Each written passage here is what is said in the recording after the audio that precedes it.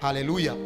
Bino birakwiye ko vyandikwa. Ugomba kwandika vyandike. To know and acknowledge who you are bikugira uwudasanzwe. Kumenya no kurekonetra icuri niyo nango yo kuba uwudasanzwe. Abantu bateba barindiriye ko abantu bamenya ico bari, ariko umuntu utegerezwa guteba wiyumvira wowe icuri. Igituma wambara ipantaro ni kubera ko wari uzi kuri umugabo cyangwa umusore, kuko umusore yibagiye ko ari umusore asigaye yambara ijipo yibwira ko ari umukobwa. Ivyo bituma arenganye bose bamutwenga. Bamutwengera iki? Yibagiye kuva mu cyumba ciwe, bamutwengeye kwibarabara. Natangiye kuvuga burya ino rero ni shortcut ya mbere ituma woshoboye gushika kure, nuko ugira effort yo kumenya icuri. Ukabura umupastor, gerageza umenye role z'abapastor. Ukabura umuprofeti, gerageza umenye role z'abaprofeti. Ukabura umwigisha, gerageza umenye role z'abigisha. Ukabura umugore, gerageza umenye role z'umugore. Ukabura umugabo, gerageza umenye role z'abagabo. Is the beginning of something big. Kuko kimwe mu bintu bikugira muto nigiye wiyibagiye niyo bagutuka ugashavura, ariko iyo wiyizi baragutuka ukamenya ko batakubwiye wowe, kuko uriyizi kugeza utagikeneye amakuru y'abantu kugira ngo bakubwire icuri. Na kumenya ko UMUKristo, ukamenya icyo UMUKristo ajejwe, ni intango yo gushigwa hejuru. Naramenye icyo UMUKristo ari.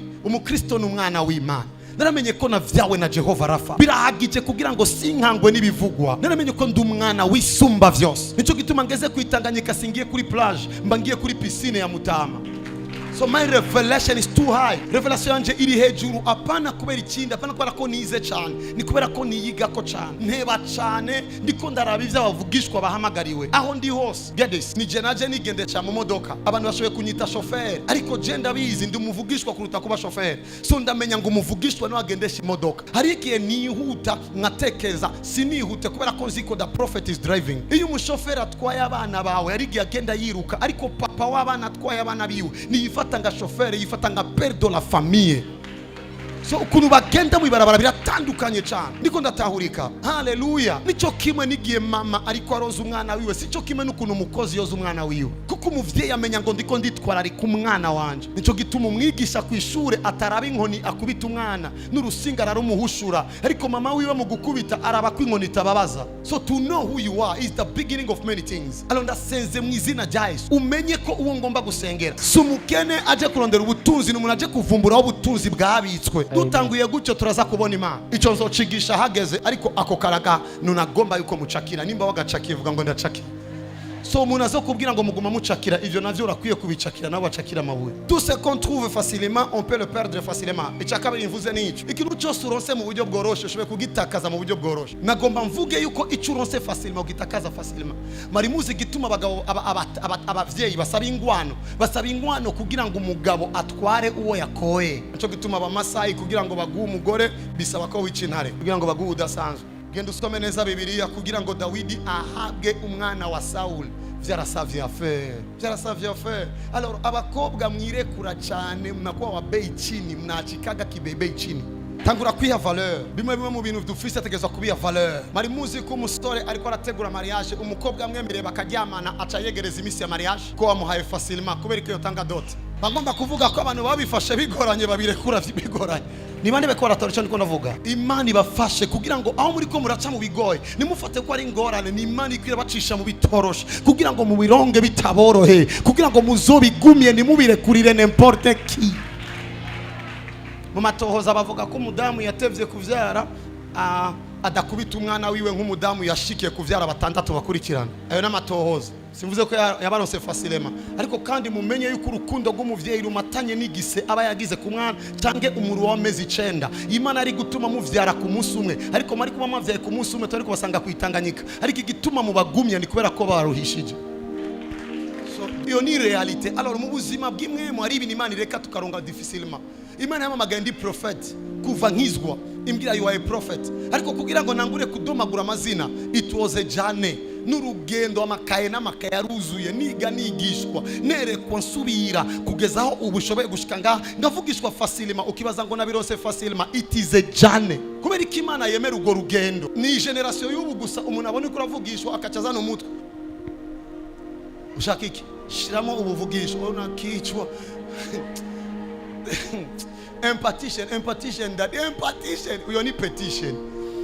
Now, get this. Kubera iki Imana yemera kuruha kuko biragoye kubifyinisha. I'm serious in the prophetic kuko ndazo byaje biva. Imana itangiye kumamagara mu nango kugira ngo nivyakunze, mu nango navugishwa safasema. Ikirabizimya.